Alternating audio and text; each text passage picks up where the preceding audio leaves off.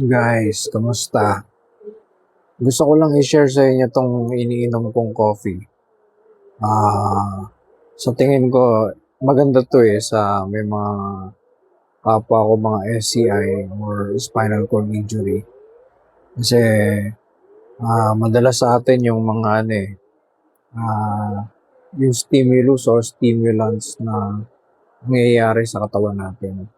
So, yung iniinom kong coffee ngayon, itong Nescafe Classic na decaf or any decaf na kape. Nagkataon lang na ito yung nabili kong coffee ngayon. So, Nescafe decaf siya.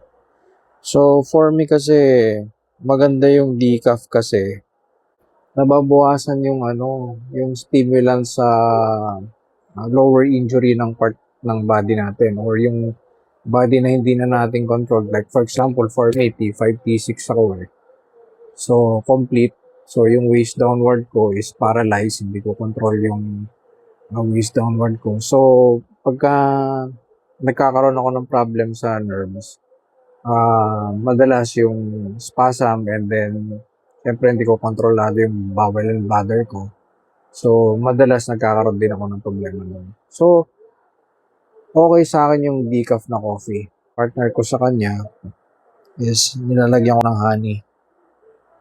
Hindi ako nag-sugar na and honey na yung ginagamit ko. But make sure na honey, syempre, always take it in moderation pa din. So, yun lang guys. Mga ka-SCI, lalo na sa inyo mga ka-SCI.